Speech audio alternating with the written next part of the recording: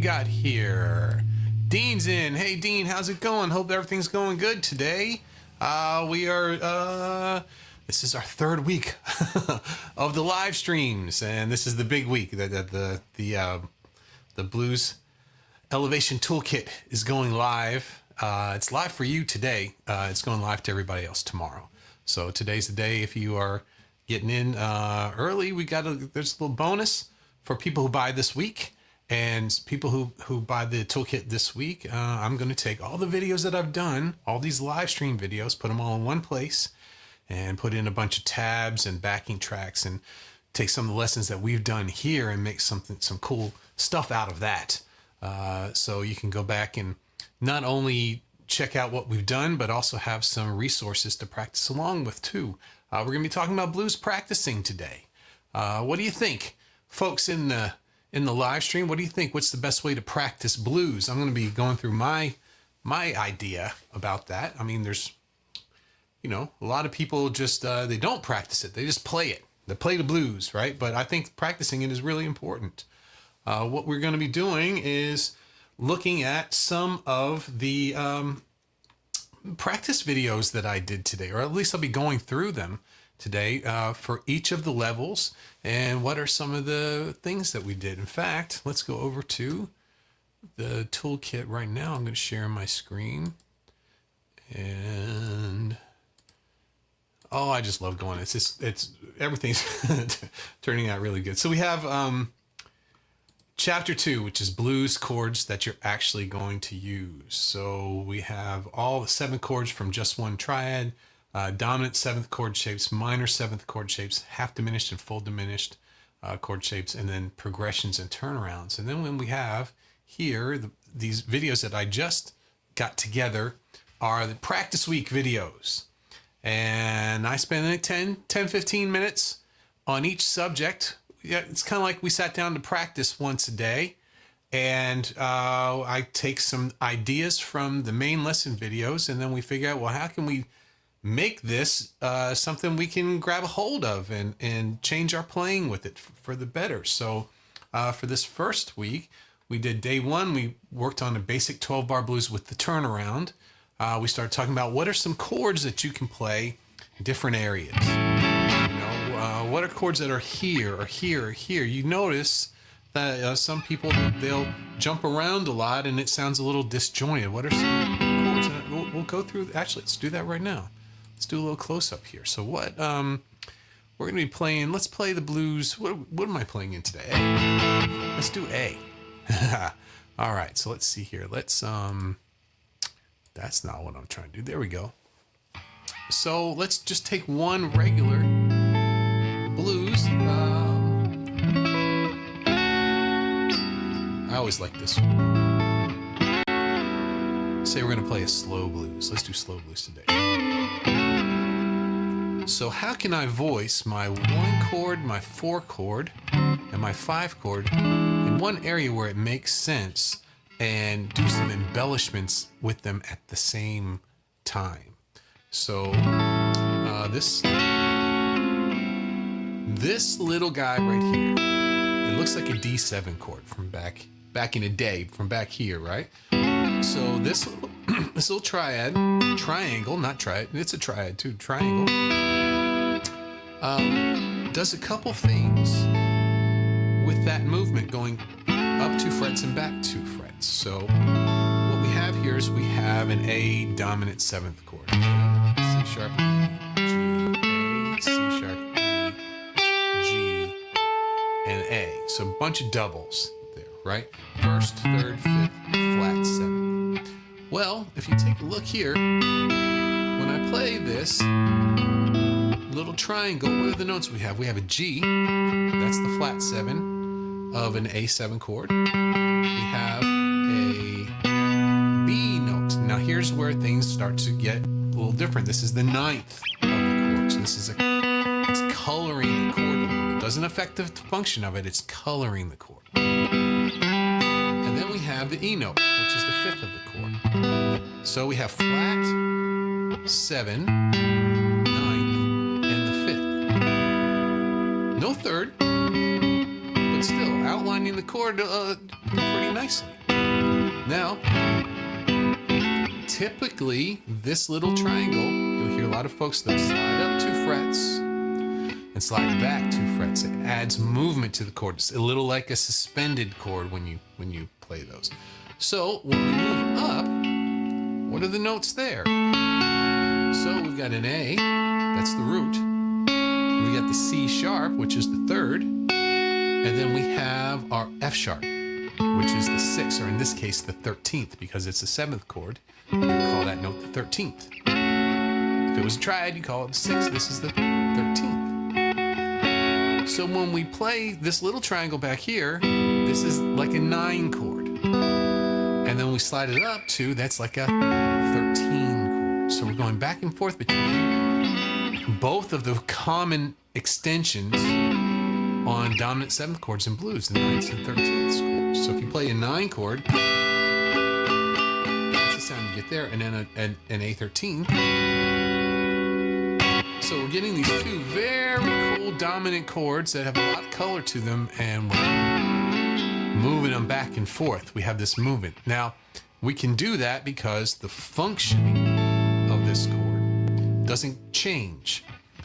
We're not messing with the 3rd. We're not messing with the flat 7th. We're just messing with the other notes, the color notes, right? So let me go over to let me set up my blackboard here. Just want to write this out really quick. So let me get this set up here.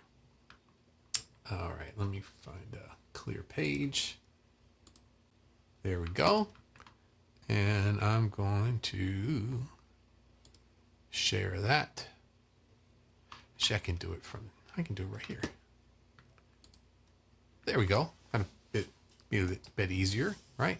So this is key of A. We have A, B, C sharp, D, E, F sharp, G sharp, and back to A.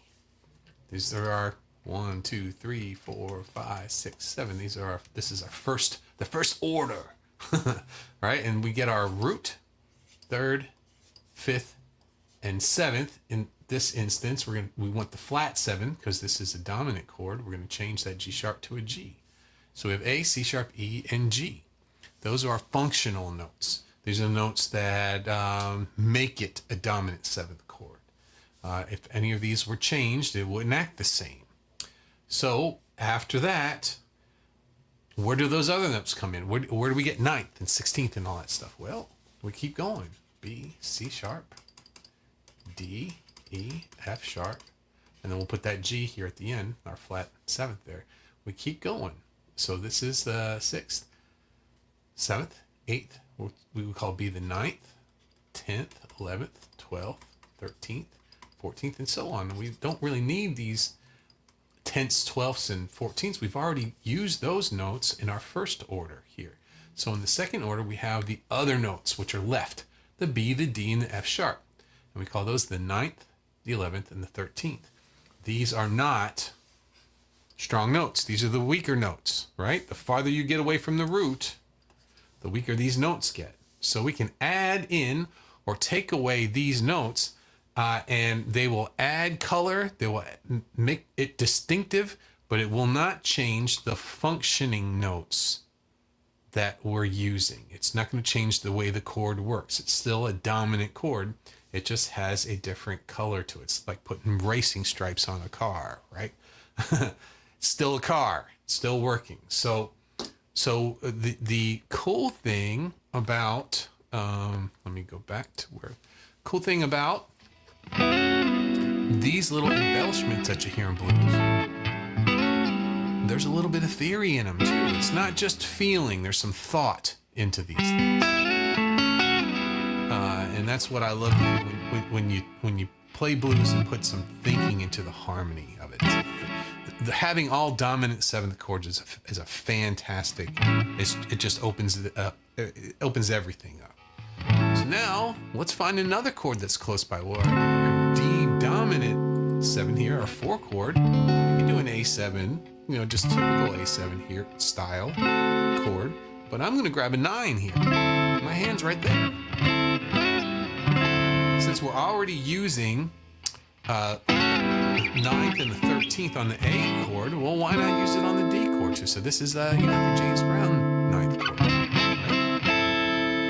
Now we could do a couple things with that. We could go 9th to 13th with this. There you go. We could add the pinky up there to the B note. Get our 13th for the D7 chord. It's already got the 9th, right? The E's already in there. Right there. Or we could do one of these deals. A little Stormy Monday type thing. Right? So what is this? This is, let's see here. We're on a D7 chord, so we got the flat 7, we got the 9th, and we got the 5th. When we bar these top 3 notes, we go up. Now we've got the root. We've got the 3rd, that's the F sharp, and then we've got the 13th. So we're doing the same thing. We're starting from a 9th, going up and grabbing the color tones of the 13th and coming back.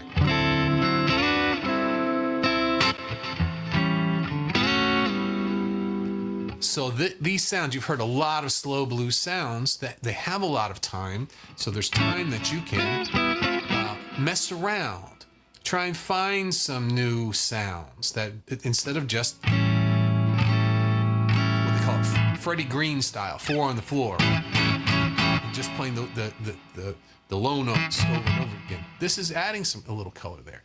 Before I go to the 5 chord, we have some folks. Let's see, what do we got here? Evan's here. Hi, Evan. Good to see you. Dean was already here. Rudy's here. What's up, man? Haven't seen you in a long time. Great to see you. Well, where am I at? I'm talking to my guitar here. All right, Aaron's here. Great to see you, Aaron. And Dean says, so what are those chords, A9 and A13? So that was what I was going over before. I don't know how long ago, 429. So what are those chords? So they're dominant chords. So an A7, which we know has a flat 7, right, is a dominant chord. It comes from being the 5 chord in a major. You ever notice in just a regular old song, like it's in C, when it goes to a G chord, it'll say G7.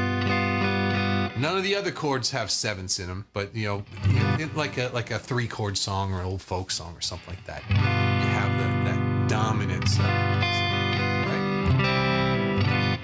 It occurs naturally in a major scale when if C, D, E, F, G, if we do a chord off of that 5th note of the scale, we get G7, right? G, B, D, F comes right from the scale. Well, that sound that moves, it wants to go back to 1. That's a dominant chord, okay? That sound is very strong. It's the end of most songs, 5 to 1.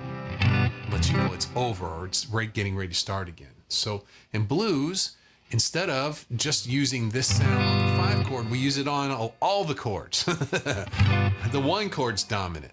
The 4 chord's dominant. The 5 chord's dominant. They're all major triads with a flat 7th. That note is what makes it feel like it wants to go somewhere. It's the bluesy note. So when we get these chords, A9 and A13, if it said A major 9 or A major 13, that would be something different, not dominant. Those would be off of just regular major chords. Or minor 9, those would be off minor. When it just says 9 or 13, it implies it has the flat 7th in it. It implies a dominant chord. So we take our A7, our blues chord, and then we can add in a 9th or a 13th. Well, let's see here. If this chord is A and the root is A, I can add a B. That's the 9th. That's 2 frets up there, right? There's the sound of it. An A7 with a 9th way up on top. It has a certain sound voice that way. I kind of like it. Here, when I bring the A down more inside the chord a little bit, drop the B down to an octave. But that's one way you could think of it. Take an A7 and I add in the color tone, and we went through those. We have we've got a 9th, an 11th, and a 13th. The 11th, normally you'll see it used for minor chords more than major chords. It has a little different kind of sound when you use it over a major third. The dominant 7 has a major third. But the 9ths and 13ths you hear all of the time. So what was the 13 in this one? 1, 2, 3, 4, 5. It was the 13 and the 6 are the same thing. So it was an F sharp. So what if I play my A7 chord and add an F sharp to it? Now this is called a 13, A13, a dominant chord with an F sharp. It still functions.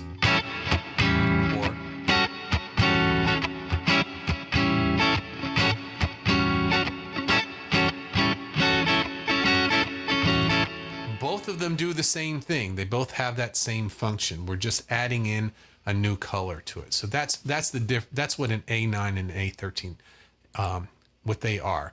Those are just dominant chords with that note added in to it. 1, 2, 3, 4 notes that in the dominant chord, and then 1 note after that for the color that's not in the first order there. So we've had this. We go from the 9th chord to the 13th to the 9th. Really, we're just staying on 1 chord, but we're decorating it. Then we go to the 4 chord, which is a D7 of some sort, and we're playing the 9 along with it, so it's a D called a D9 chord. Back to the 1. Now what we got an E chord we have to get to. Regular blues uses a 1 chord, a 4 chord, and a 5 chord. Some sort of A, some sort of D, and some sort of E, dominant 7. So we could just do an E dominant 7. We can do the Born on the Bayou chord. This voicing, right? We could do just like we did before on the D7. We could take that James Brown ninth chord, bring it up 2 frets, and then we could add the 13. Back and forth between the 9th, 13. Or we could do the slide, which is kind of cool.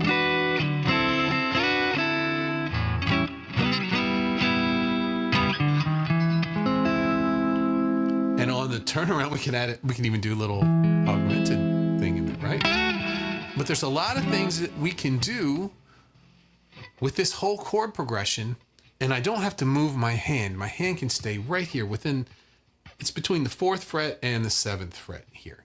Everything we need is right here. In fact, one of the things that I love for you to find out is that the guitar isn't really location dependent.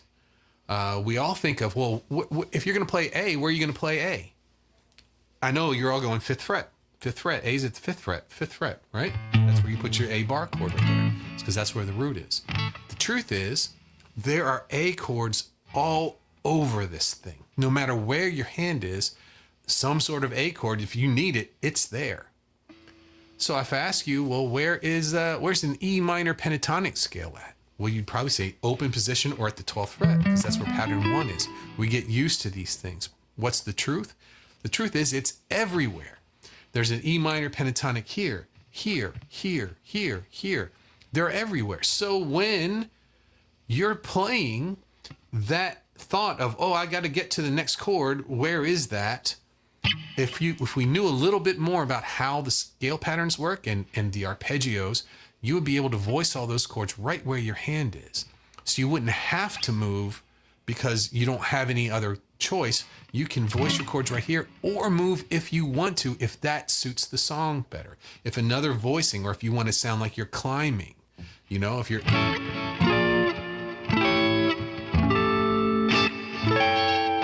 I can do A7s all over the place up here, find different ones, add extensions to them and those things. So, excuse me, I have an itch. So what we're doing is we're picking apart these chords and how are we going to practice it, right? Well, one of my favorite things to do is to practice along with live recordings. I think one of the best ways of practicing the blues is playing along with other people and hearing what they're doing and hearing how you're playing matches to their playing. I know what you're going to say. Oh, well, it's never going to be as good as that. Who knows? Who knows? But if you can hear, okay, I'm playing the same song that they're playing. I'm playing along, and I hear something in their playing that I don't have in mind. That tells you right there, ding, ding, ding, that we need to, what is that? I need to know what that is, okay? What is that they're playing? And then maybe the next time around, you rewind the video, play along, and see if you can figure that out. So you can see, well, where does it fit? Does it fit near any scale patterns that I'm familiar with? You know, playing along with live. Now, playing along with studio recordings, something that was recorded in a studio, can be very challenging because there's a lot of overdubbing going on. You might hear a part that you think is one guitar part, and it's really 3, 4, 5 guitars mixed together and doing something that you couldn't actually do in real life. You know, you couldn't play this note here and then play one down here and still have them both going on at the same time unless you do what I'm doing, right? So playing along with people playing the blues live, concerts. I say that is YouTube's, that's my favorite thing. I remember before I was really, before YouTube was really big in the guitar learning area, I would buy DVDs or even cassette tapes of concerts and play along. I remember when I was wanting to play Allman Brothers stuff and I really wanted to get that under my fingers. I bought a Live at Great Woods and just played along with them for days and days and days. And it felt like I was another part of the band, I try and figure out one person's part, then I try and figure out the other person's part. And then I'd say, well, what if I did my own part there? What if I could come up with something different? So practicing along with people who are playing the blues live on stage, you'll be able to see what one person can do with one guitar, what's reasonable. Because, sometimes you try to learn these songs and it's not reasonable what you're trying to play. They didn't even play it that way.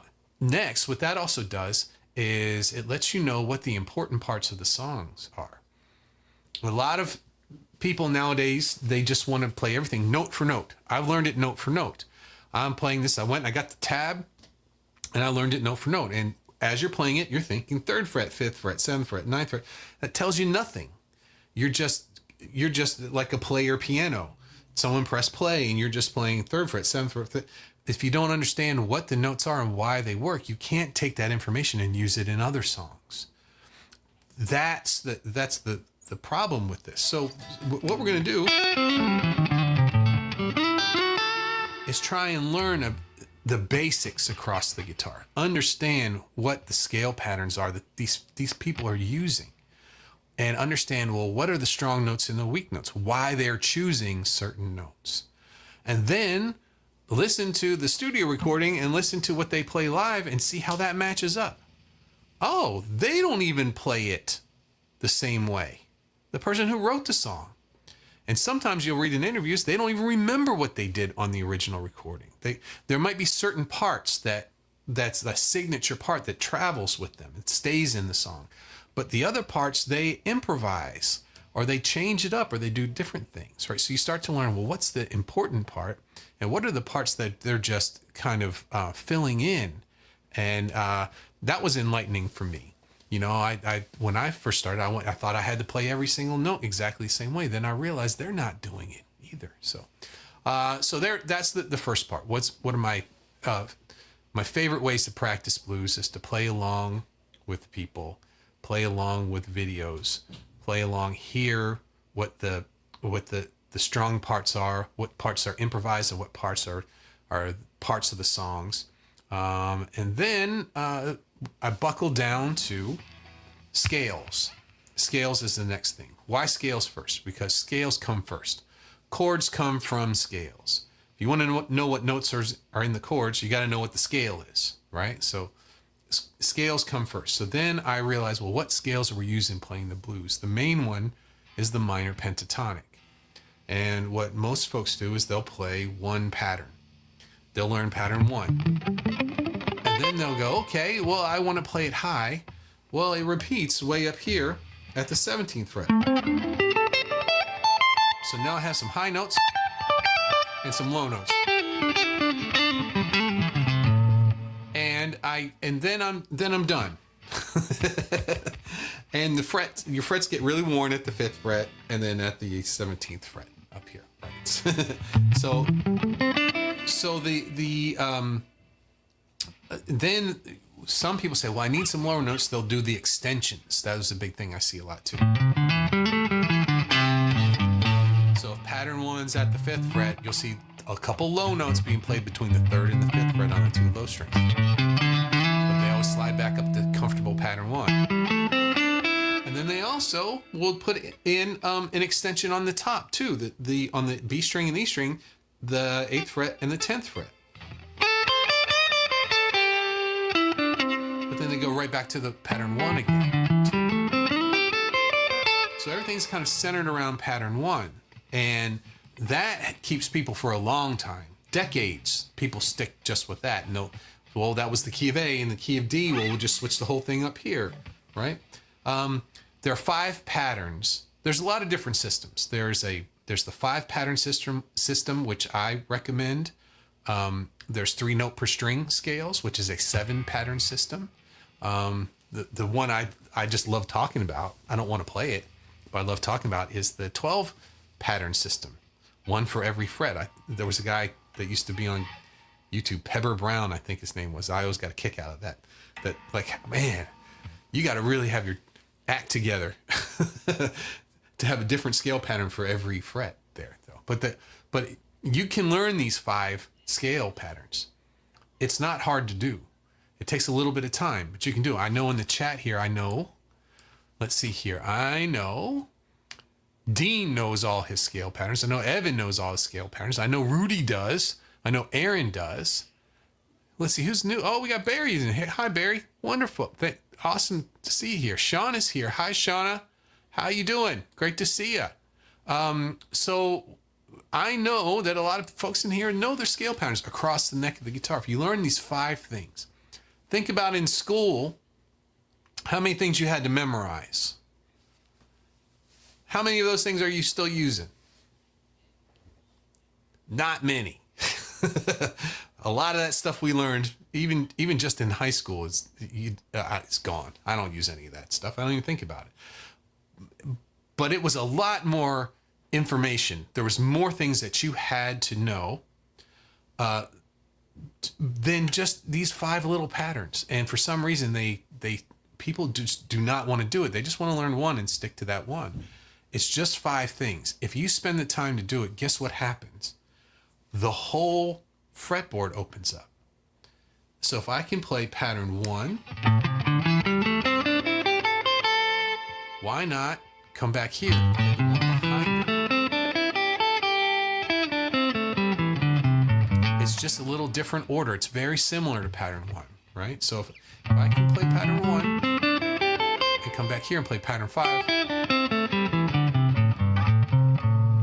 that's a day or two's work. Look at what you've just done. You've opened up this much of the guitar. Now, what if I added pattern 2 above it?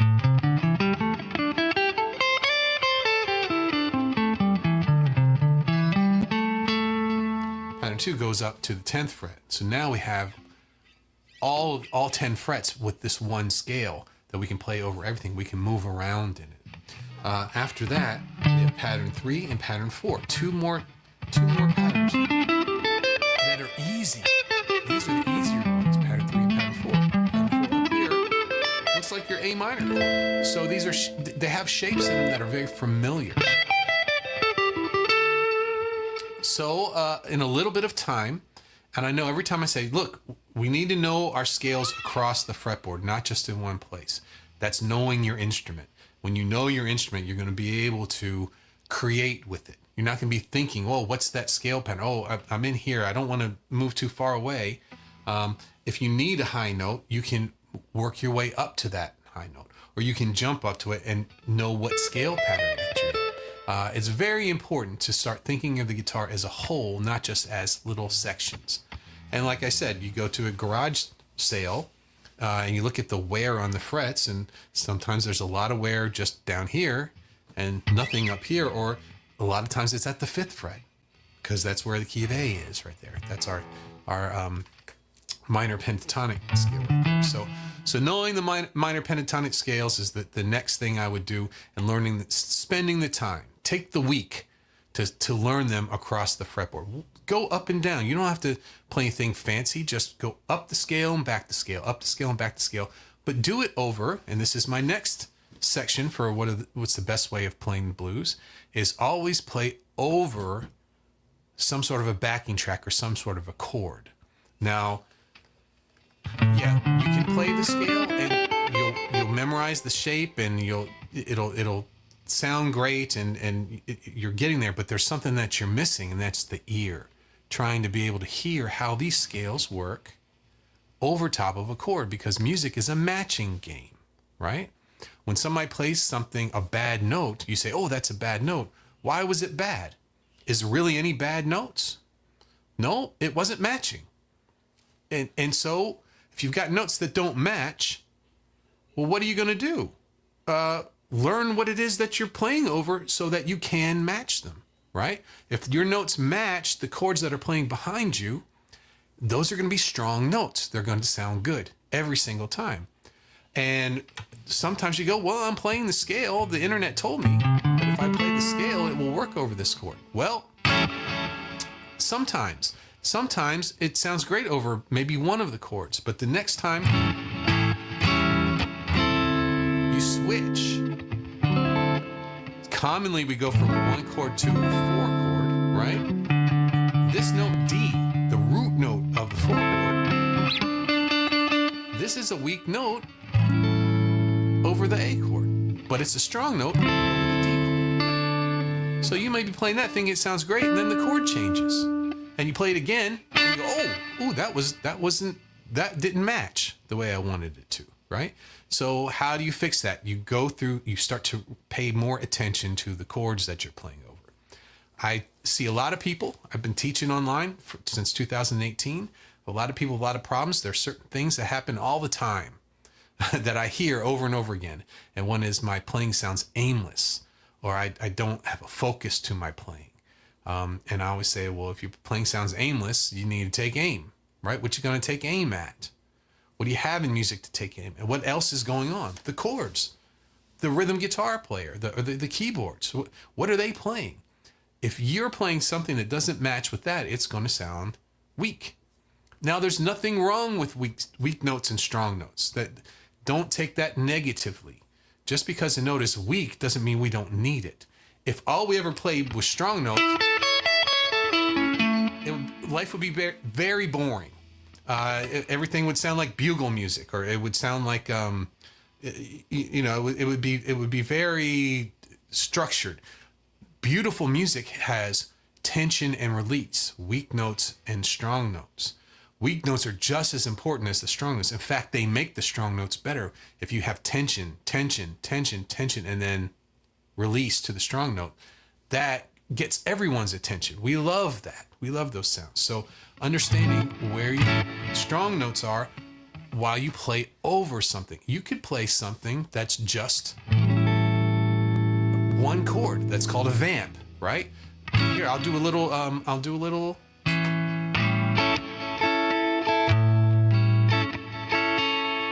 I'm just gonna have that playing over and over and over again, right? Now this is in the key of A. That's an A7 chord. Here's my strong notes.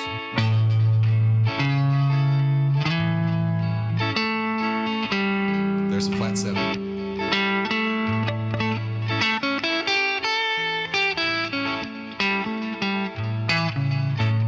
Now, as I go through my minor pentatonic scale, which everyone learns,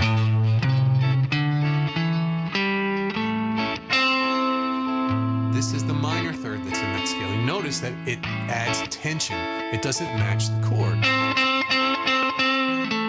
But there's nothing wrong with that. We like that tension. When you ask somebody, well, what does that sound like to you? And they'll say, well, it sounds bluesy. That's what they're hearing. They're hearing that mismatch there.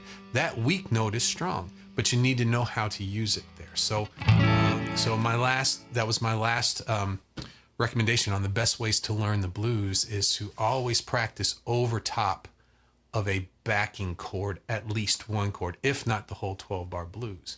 I always say start with one chord first and learn how to play over that, because the skill that you need to be able to play over the chord is one thing, but then you have a whole different skill of moving from that chord to the transition between the chords is a whole different skill. And seeing where, okay, here's my strong note here, and here's the strong note that I'm trying to get to with this other chord there. So there you go. That's those are my recommendations on learning blues. Let's see here. We got a bunch of Sean has been. Oh man, we got a bunch. What do we got here? It's just okay.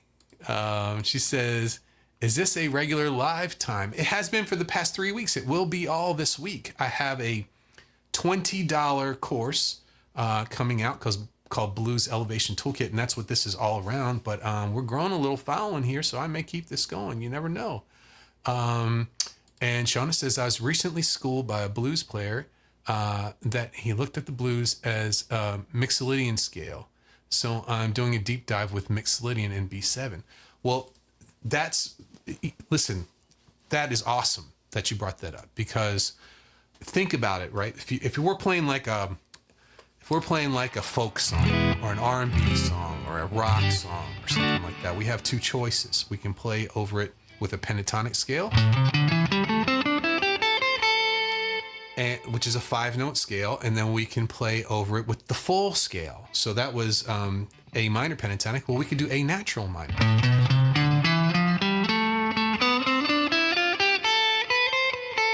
What's the difference between the two? The pentatonic scale, every note on there is kind of like an island to itself. no notes are touching it. There's a lot of distance, a lot of the intervals are larger between these notes than in the other scale, the natural minor scale, where we have a lot of half steps. That's where the weak notes occur.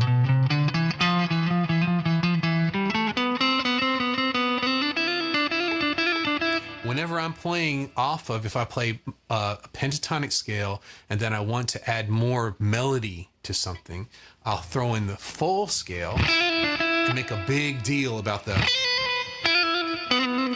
half steps. I'll do little hammer-ons and pull-offs and those things, and then you hear, oh yes, there's more to it here. There's more than just the pentatonic scale. And so that's for rock music, R&B, just popular music in general.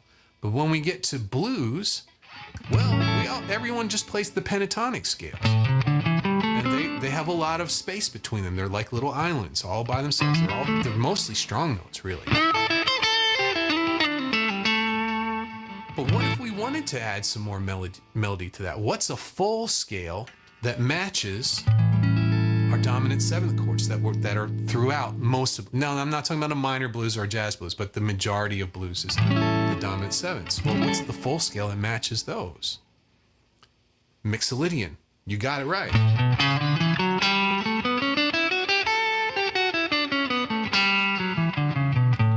Why do they match? Well, the Mixolydian mode, which is a major scale with a flat seventh. We've lowered the seventh. Well, what are the notes in the chord we're playing? Root, third, fifth, flat seventh. All of those notes are in that scale.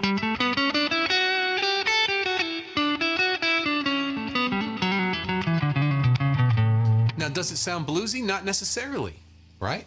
I don't know that I would play a whole song.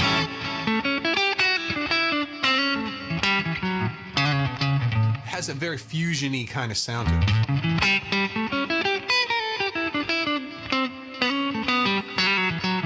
I don't think of that as really bluesy. I think that has a bluesy sound to me. But as I'm playing blues, sometimes that sound of the minor third over the major third always being tense, at some point I want to have a little bit of harmony there. Sometimes I want to. Did you hear that? That's the major third right there. That's from the Mixolydian mode, right? That sound of the minor third to the major third is tension because it doesn't match the chord to release, where it does match the chord, right?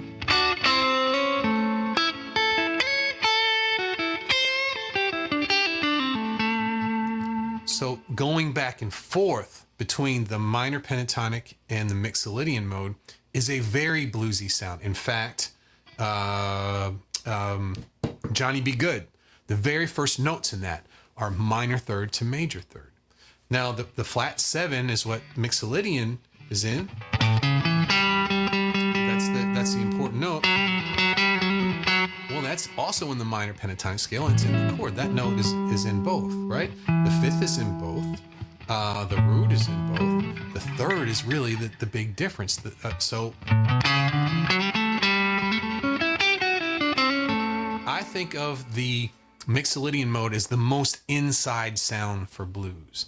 And so I go to that when I want to have something that matches the chord perfectly, or so we could hear the change, right? So how about this? Let's talk about transitions between chords. We got A major, A dominant, sorry, and our next chord is what?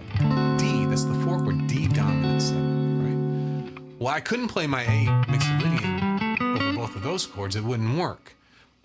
This is in blues, because they're all dominant sevens. We have to think when we use Mixolydian as little mini key changes, right? So I'm going to play D Mixolydian now.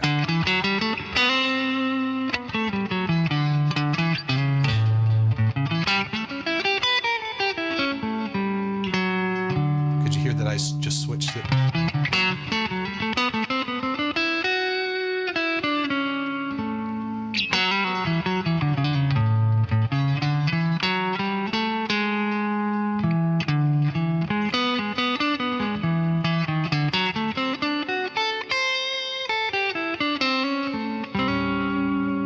I hope you could hear that when I was playing over the A chord, I had an A Mixolydian, then I went to the D chord, I had a D1, and an E chord, I went to the E.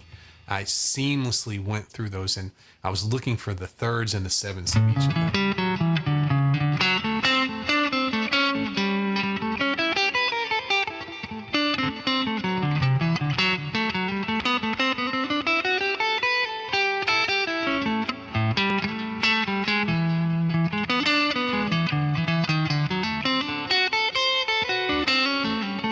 I'm just connecting those the Mixolydian mode between each of them, and you can start to hear the outline of the chord progression as you go.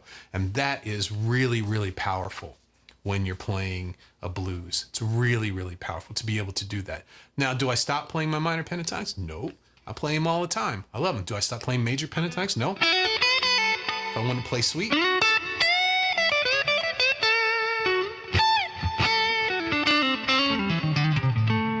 there I did major pentatonic into minor pentatonic. Those are other things that we talk about in the Blues Elevation Toolkit. First, we have the rhythm. We talk about knowing your chords and knowing all the different common blues chords. And this isn't a theory course. This is for blues. These are the chords you will use in blues. After that, we go into our basic scales, the big four: minor pentatonic, major pentatonic, minor blues, and major blues. Then the next one, we start to talk about extended scales. That's Dorian and Mixolydian, where you would use those in the blues. These are scales that you'll come across. Then we start talking about how to move between the scales and get different colors. Each one of these scale patterns is a different color. I think of them as a painter's palette with different colors that we can use. And because they're dominant seventh chords, you can do anything with them. They're very forgiving as long as you know about rhythm, right? If you play a weak note on a strong beat, it's going to sound sour. So you have to know when to play these, and we get into that in the course. And then we start mixing scales all over the place there. And then I also have the whole vault. So what we do is we pick from the vault. The vault is all the scales that you'll need in every key, and you can quickly get to them. It's also backing tracks that you'll commonly use in blues in every key that you can quickly get to. It's chord shapes that you'll use in blues in every key. So say if you're, gosh, I got to play the songs in C sharp. I don't know anything in C sharp. Quickly, I'm going to the Blues Elevation Toolkit. You can get all the things you need right there, put them all up in tabs in front of you, and you've got everything you need to go, plus backing tracks. And so we also have something called practice bundles, where I've gone through all of those different parts of the vault, and I've picked different backing tracks and scales for you to use, and I actually made a little solo. And there's a little solo there tabbed out for you to use over top of it that uses these scales. So you understand what the chords are you're using, understand what the scales are using, and then you get taught how to use those. So that's the bonus for that is the practice bundles in the vault. It's just another way of using it. I wanted this to be something where, yeah, you do the lessons and you learn, and a couple months later you go, oh, I'm going to go back to the vault. I can still use this to practice, even if I'm an intermediate or advanced. I've been using it ever since I made it there. And the other thing that is in there is for all of the different lessons that we have, all of the different modules to the course, I do 5 practice days. I just finished those this morning. So I have 5 days of practice where I sit down with you and practice the things, one video a day for 5 days until you're ready to move on to the next module there. So that's the here. Let me show it to you real quick. Actually, let me check in with everybody. I'm gonna stop in about 10 minutes. Oh, Sean says a bunch of stuff here. Hold on.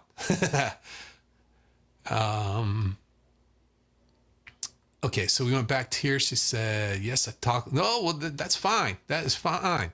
And she said, I thought it was interesting because I was mimicking him with the minor blues scale, which is the pentatonic, with the flat 5, the blues scale, the minor blues scale. That's right. So that note, that's an outside note that resolves really nicely to the 5th or to the 4th. Reagan's here. Reagan says, thank you watching this in New Zealand. How's it in New Zealand today? I hope everything's good. I hope everything's good. That's right. And she said, yes, when you switch, you sound a lot like the blues player I'm talking about. Okay, cool.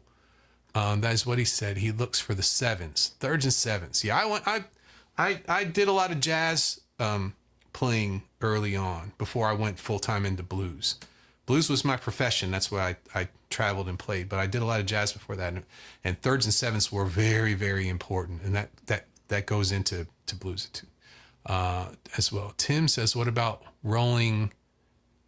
Let me see. I got to get this closer. I can't read that. Rolling fives. I'm not sure what you're talking about with rolling fives there. Let's see here. Let's see. That's B.B. King. Some of the things we were doing was straight from B.B. King there. He says he mixes in a 6 chord. Okay, 6 and 13s, they're kind of back and forth. So 6 chord is a triad with that extra note in it. A 13th chord is a 7th chord with that extra note in there, but still the 6th there. Love this lesson. Thank you. I'm glad you're here. Glad you participated. That's awesome. Most of the time it's just me talking, right? Michael says, just signed up. Looking forward to getting started. Awesome. Yeah, you're getting in early. Still tonight, you'll notice when you get in there, there's a few things that I'm still uploading some stuff, but everything's finished. I'm just buttoning it up. And tomorrow morning is the big launch. That's where it goes out to my email list and all the people who've signed up for the pre-registration. That's going to happen tomorrow. Tonight, I'm going to be buttoning things up, but all the important stuff is up there right now. So you can get started today. Just for folks in here, and you'll be getting the bonuses probably by the end of the week. You'll receive those in the email, and that'll be all of these videos that I've done. I'm going to download them and put them in one place, and I'm going to give you some practice things to work on with these live videos that I did. So we'll have some tabs and some backing tracks and those kind of things. The rolling fives applied to the pentatonic scales like Eric Johnson. Okay, all right. Rolling five. I know he does 5-note, that kind of things, like sequences. Is that what you're talking about? I know that he does a lot of sequences in 5. That may be what you're talking about. I'm not sure. Not sure. Tim's here. Tim says, greetings from Holland. Well, greetings to you too. I'm happy to see you. That's awesome. Shauna says, let me get over here. Bring it. I need a closer monitor. She said, yes, I participate. I hope you keep up the lives every week, and I wish you luck in your new venture. Thank you. And I'm so happy that you were here. Yeah, I'm thinking about keeping these. I will be here all week, 4 o'clock Eastern time. From 4 to 5, I'm going to come on. And for the rest of this week, and then I may keep it rolling. You never know. We'll see what happens. But I've been having a lot of fun. We're picking up a lot of new folks here. And go ahead and check out the toolkit if you can, and let me know what you think. And thanks to, who was it? Somebody said, was it Tim? It was Michael. Thank you, Michael. Thank you for signing up. I look forward to hearing about what you think. And it's early on yet, so if you have any ideas or have any takeaways, let me know, so I can have some time to do those. All right, everybody. Thank you for hanging out with me today. I will see you. Let's see here. Oh, wait. We had some more come in. I'm going to hang out. Here, I'm going to hang out. As long as we got some folks talking, I'm going to hang out for a little bit here. So let me get close in here so I can read these better. Tim says, yes, that's what I meant about rolling fives. Joe Bonamassa, Eric Johnson stuff. Yeah, those are sequences, right? So sequences are ways of making scales sound more melodic, even if you're not feeling so melodic that day, right? Say you're feeling horrible. You don't feel good. You got an upset stomach and you got to go out. I played the other night. Let's see, what's today? Today is Monday. I played Saturday night. Didn't get a lot of sleep the night before. But you know what? I played anyway. I went out to the local, the British pub, Friar Tuck. Had a fun gig. We played a lot of cool stuff. And sometimes Let's say you've played 4 or 5 songs and you played everything you know. And then you realize, oh man, I've got 2 more hours I got to play. What can I do? How do I make this happen? Well, there's some go-tos that you can do to take these scales and to break them up and make them sound a little bit more like music, right? So one of them is sequences. There's a bunch. There's surrounds.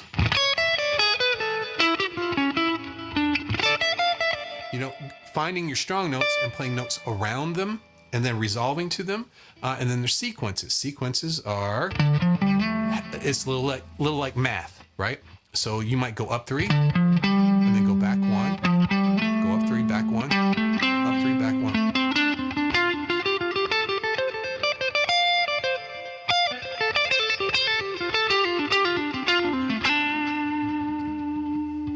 That's a pretty cool sound.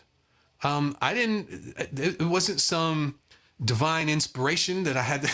I was doing math. I was thinking, okay, I'm going to play my scale. I'm going to go up a couple and come back one. It's kind of like going up the stairs and come back, going up and coming back. But it's interesting. It creates tension and it has direction, right? So those fast groupings of 5 are very interesting because most of the time in music, you'll hear groupings of 4.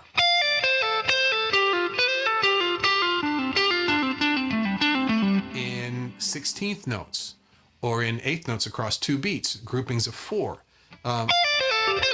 Or you might hear triplets. 1, 2, 3, 1, 2, 3, 1, 2, 3, 1, 2, 3. But the Eric Johnson thing, and he did it a long time before the Joe Bonamassa stuff. I've been learning about the way he does his sequences in 5 is he'll go 1, 2, 3, 4, 5. 1, 2, 3, 4, 5. 1, 2, 3.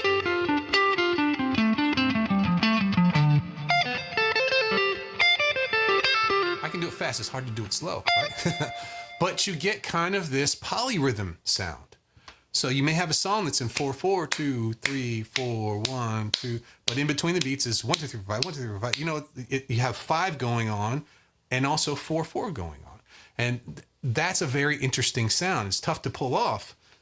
He does it very well. I enjoyed that. I learned that a while ago, but I didn't know it was called rolling 5s. I knew it was a sequence of some sort. So Sean is still here. Let's see here. She says, I will see you every day except maybe Tuesday. Okay. No problem. She said, everybody liked the live. I'd appreciate any likes you could get. Hey, I appreciate it there. And then Tim says, who in your opinion is the best guitar ever? I think that you should, let's see here. That's not a great question because you just get in trouble. Right? I think who are guitar players? I don't know there's a best ever because my opinion changes over time. There's some people that I really love listening to for a while and I get burned out on them and play. I will say this. I love guitar players who are still growing.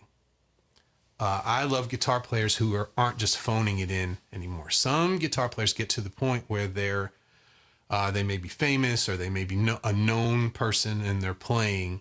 And then at that point, they just stay the same. They don't really grow. And for me, I like people who are there's a guy named Jimmy Herring who plays in Widespread Panic, who's like a jam band. He played in a bunch of fusion stuff earlier. He played with Colonel Bruce Hampton. And I've been hearing him for 20, 30 years. And every time I've seen him live, every time I hear him, he's better. And I know that he's on the bus or wherever he is going to the next show and he's working on stuff. Whenever you see somebody play live, they're presenting you their good stuff, the stuff that they know that they can play. And sometimes when some people, they get to a certain point where they've presented something and it works and they've got an audience and they keep presenting the same stuff all the time. I like the people who take chances and they start to learn new things and they start to add that in, and that's not always, and that's where I'm maybe different than a lot of people. A lot of people now, they just want to hear people play the same things all the time. I love to hear new stuff and different things. So guitar players who, I always like Larry Carlton. I always thought he was good, and I always thought he sounded different every time he played. I saw John Scofield play. He did a little duet in Atlanta. Oh gosh, it's probably 5-10 years ago. And they had a little meet and greet afterwards, and he was just sitting there talking. I just said hi to him for a minute. I wasn't in the meet and greet. I just said hi to him, and I said, and I just mentioned something about his playing. His rhythm sounded different. And this is John Scofield, a legend. And he goes, yeah, I've been working on that. I've been really working. And it just made me feel good to know that he's practicing and he's wanting to get better. I love the journey of learning guitar. I love not being able to do something and working towards it and then being able to play it. I think that's fantastic. And guitar players that I see in that are my favorites. Not the answer that you wanted. Sorry about that. So let me go back there. Let's see here. Let me go back. 8th and 16th notes. He says, if you buy a book called Play Like Joe Bonamassa, it's in there. Okay. All right. Troublemakers. Right. I'm growing all the time. That's awesome. That's awesome. Larry Carlton's bad. Yeah, he's fantastic. He really is. Really is good. She said, that's why I like to learn different styles. It makes me learn. Even sometimes try to mimic a player if I like what they're doing. That's great. Yeah, that's great. Mr. 335 is Larry Carlton's nickname. Yeah, if you ever get a chance, you want to hear some really good guitar playing, there is an album out, and I know that it's in, I know it's in Spotify.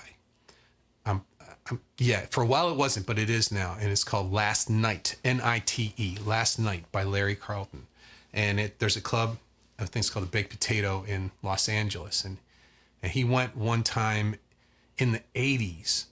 And how do I know that? Because I got that album back then, and just recorded a night of music, and it is fantastic. And he's not playing his 335; he's playing like a solid body guitar. They did some Miles Davis songs. They did some of his songs. They did Josie from Steely Dan, a version of that, where he did all of the vocals live. And if you really like guitar and hearing how far somebody can push it, I'd recommend hearing that album. All right, I'm going to close it up in a few minutes. Let's see here. Tim says, no problem, Brother Lee. Your answer was long, but nice and correct. Oh, okay. Well, it's just how I feel. I appreciate that. And he won a Grammy with Steve Lukather. I remember that. Both him and Larry Carlton are huge influences on me. Yeah, he's awesome. He's awesome. Yeah, check out that album. You'll like it. Come back tomorrow and tell me about it when you hear it. Okay? Shona says, nice. Awesome. Well, thanks everybody for hanging out with me today. This was a lot of fun having a bunch of people participating in the chat. I'm really enjoying it. And come on back tomorrow at 4 in the afternoon. We're going to talk a little bit more about tomorrow's the big launch day for the toolkit. And I look forward to seeing you all there. All right. Thanks, everybody. Bye-bye.